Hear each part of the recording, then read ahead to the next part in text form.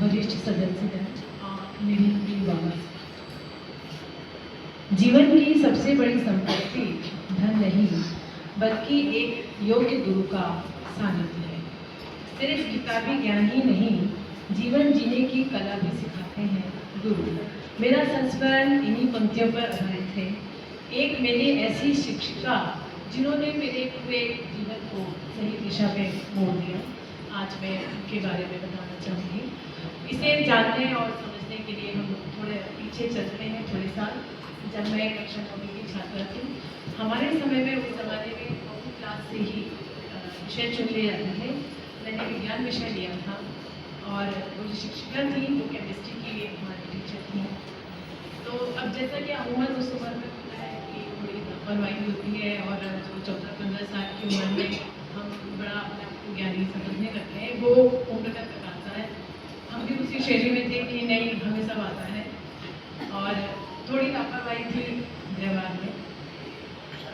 जैसे कि होता है कि छिमाही परीक्षा का समय आया और उसमें से कोई कंप्यूटर का जमाना नहीं था, तो ब्लैक बोर्ड में समय सारणी लिखी जाती थी। हमारी भी टीचर आई और उन्होंने बोला कि ये समय सारणी उतारना है और इसके बाद घर जाके फिर से एक साफ पेज में उतार के वहाँ चिपकाना है जहाँ पूरे समय दिखे समय सारणी। अब हम थे, हमने सुना नहीं ज़्यादा कि बड़े अपनी याददाश्त में गुमान था कि मुझे सब टाइम टेबल याद रहेगा। और घर आके जैसा होता है कि शुरू के 1-2 पेपर जो आपके होते हैं हिंदी अंग्रेजी, वो सब के टाइम टेबल मुझे याद है, लेकिन बाद में मैंने देखा नहीं टाइम टेबल और अपनी याददाश्त पे जैसे कि बताया बड़ा गुमान था। तो मैंने केमिस्ट्री की पढ़ाई कर ली। अब मेरी केमिस्ट्री की टीचर से मेरी केमिस्ट्री अच्छी नहीं थी, थोड़ी सी मेरे उनसे प्रॉब्लम होता था, मुझे वो थोड़ा सब्जेक्ट कठिन लगता था। लेकिन फिर मैंने सोचा कि नहीं, मुझे बहुत अच्छे से पढ़ना है। टीचर बड़ी नाराज़ रहती मेरी वो शिक्षिका, और मैं बहुत पढ़ाऊँ की नहीं थी, तो घर वाले भी बड़े सदमे में आ गए कि छिमाही परीक्षा में से क्या हो गया है। फिर भी मैंने बड़ी अच्छी पढ़ाई की कि नहीं, मुझे टीचर को खुश करना है और अच्छे से पढ़ के बड़ा आत्मविश्वास के साथ मैं अपने स्कूल गई। और जैसे कि छात्राओं की आदत होती है लड़कियों की कि 1 मिनट हॉल में जाने के पहले तक पढ़ते रहते हैं।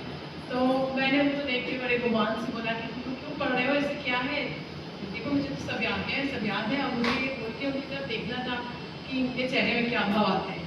तो सबने मुझे देखा, फिर मैंने उनको ऐसे बोला कि आज मैंने सब केमिस्ट्री याद कर लिया। अब सबने एक साथ बोला कि क्या क्या बोल रही हो, तुम्हें पता भी है फिजिक्स का पेपर है।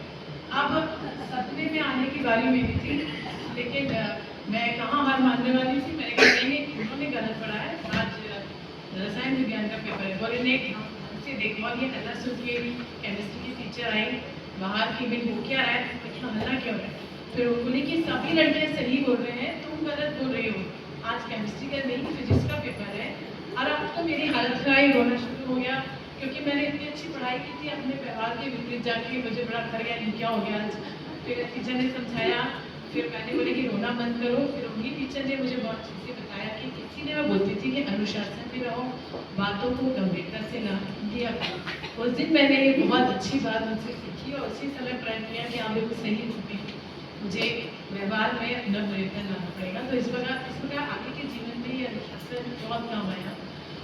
और इन पंक्तियों के साथ मैं ये खत्म करना चाहूँगी कि शिक्षा व्यवस्था उस समय तो थी हमारी, हम बहुत अच्छे से सुनते भी थे, लेकिन अब जो शिक्षा व्यवस्था का हाल है, अब जो कुछ गुरु लोग हो चुके हैं, तो हमारे अब जो देश में हो रहा है, हमारे बच्चे युवा पीढ़ी डंडे खाने के लिए बड़े नहीं हो रहे।